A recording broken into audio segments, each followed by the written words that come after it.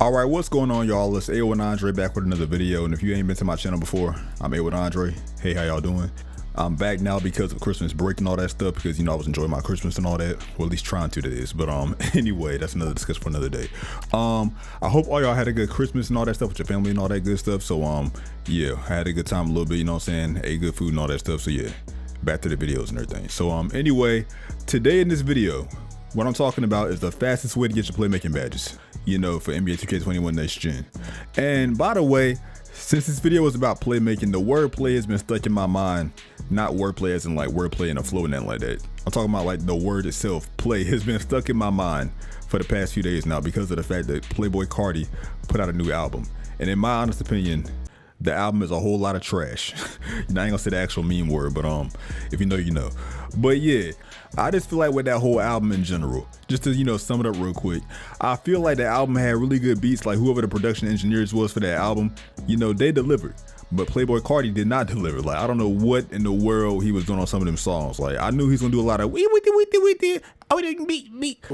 I knew he's gonna do all that noises and all that stuff, but I thought that he would at least have better delivery than what he came up with, because you already know that if you listen to playboicarti a little bit, you've been waiting for the album for like what, 2 years now, and this is what he came up with in 2 years. Like come on now. So I don't know, that's just my opinion. I feel like the beats was fire, however the lyrics won't. And to provide a better example of how I felt about this album, I feel like this album was like a 1992 Honda Accord with $6,000 tires and $6,000 rims. You know what I'm saying? Like the rims and tires have more value than the actual car. And that's how I feel about this album. But let me stop talking about this album, because this is not an album review. This is about, 2K badges and all that stuff. So without wasting any more time in this intro rambling about playboicarti, let's go and get right into it. All right, now check it out. And the first things first, when it comes to grinding these playmaking badges and all this stuff, the first thing you're going to want to do is go over to your settings and change the game difficulty. I'm telling you that right now, change your game difficulty. You don't want to play on Pro. You don't want to play on All-Star. You don't want to play on Superstar. Crank that bad boy all the way up to Hall of Fame. Now, to be honest, you can play on whatever game difficulty you want to, but Hall of Fame gets you the fastest results for me, you know what I'm saying? It was not even just for me, just in general. I feel like it's the best way to go, because when you play on Hall of Fame, you get the difficulty multiplier, which means that you get more progression because you're playing on Hall of Fame. I mean, it speaks for itself. Come on now, like use common sense. But anyway, you're gonna want to play on Hall of Fame for these playmaking badges. And to be honest, you can also grind your defensive badges as well, because getting rebounds and all that stuff, assuming that you're a player that's above 6'5" or taller, because let's be real, most of the community is 6'5" or taller, then you should have no problem getting rebounds, because you're 6'5" or taller, so that way you're gonna have enough height to get rebounds. So getting rebounds and getting playmaking badges is gonna be easy for you on Hall of Fame, because you're gonna get that difficulty multiplier and all that stuff.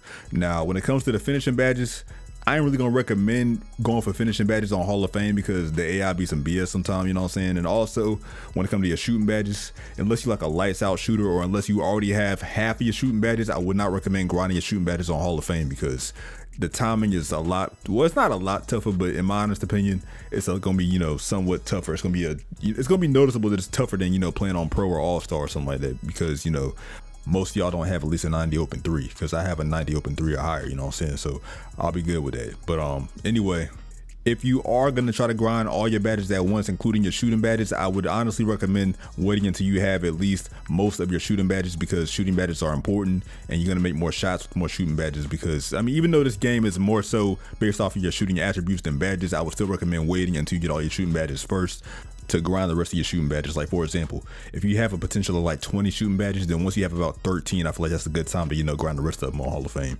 Other than that, you should wait. This is just my opinion though. But anyway, I'm gonna go ahead and tell you right now that the main badge that you want to have already is special delivery, because with special delivery, what it does is boost the takeover for both the passer and receiver after a flashy pass or a flashy assist, or whatever you want to call it. It enables the ability to throw alley-oops off the backboard and off the ground. Additionally, this badge increases alley-oop throw success and shot chance for receivers after a flashy pass. Now that you on Hall of Fame, what you gonna want to do when you get into the actual game, I heard that rhyme by accident, bars. Anyway, once you get into the actual game, the fastest way to get progression is, of course, as we already knew, alley-oop assist off screen and rolls. However, what y'all probably didn't know is that it's actually better to get alley-oop screen and rolls off of your small forwards rather than your big man, because number one, with the big man, they're a lot slower. So if you throw your big man a pass, a lot of times they're not going to catch the ball because they're too slow to catch up to the alley-oop pass for some reason, especially on Hall of Fame, because like I said, the game is stupid. Sometimes the AI is BS or whatever. And if you are a small forward, then don't pass to your center. and don't pass to your, point guard, because those guys usually can't catch passes like that unless you're playing with like Russell Westbrook or something, or DeAndre Jordan, but they're an anomaly. You know what I'm saying? And if you're a shooting guard, pass to your small forward. If you're a center, pass to your small forward, etc., etc. But the small forward usually has enough length and speed to be able to catch passes through traffic and all that stuff, especially if you're playing with like, LeBron James or something like that, you know what I'm saying? So that's the best way to go. But, that's just my opinion. Now, in order to get the ball to your small forwards once you get in game, what you want to do is, if you're on PlayStation, you tap your L1. And if you're on Xbox, I think it's like LB. So yeah, L1 or LB on PlayStation or Xbox. And then once you do that, your little player icon should show up over your teammates' heads. So for example, if I'm on the Lakers, for example, and I have LeBron James as a teammate, once I tap L1 or LB, it'll say square over LeBron James, and I'll just hold square. And once I hold down the square, LeBron James will come and set me a screen himself. So that way I'd have a better chance at being successful in my alley-oop attempt, because I'm passing it to the best dunker on the team in LeBron James instead of somebody else, like, the traditional way to say alley-oops and all that stuff. Because with the other way, I could just hold LB or L1 and get like Mark Gasol to set me a screen, and he might miss the alley-oop because it's Mark Gasol. See what I'm saying? So it's a better way to do it. And also another thing I like to do is, before I set up my play and all that stuff, just hit my directional pad to the left and call for an isolation play by hitting triangle, or I think it's a Y on the Xbox. So that way I can set an isolation play to get all my teammates out of the way on one side of the floor so that I can run the screen and roll more effectively. So you don't got to do that, but I mean, it's a better way to get more, alley-oop success and all that.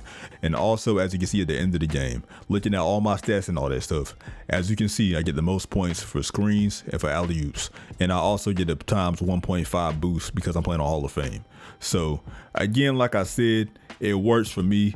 It gives you the most badge progression. I got like one time, I think the most badge progression I got in one game was like 2 badges from one game itself. So playmaking badges, this is the best way to go in my opinion. And as long as you have a pass accuracy of like at least 65, you should be good to go. I feel like really it's more so about the badges, to be honest. Like I said before, with the badge, with like the special delivery badge and all that stuff, that's really all you really need, to be honest. But then again, you don't really need that either. It just helps a lot.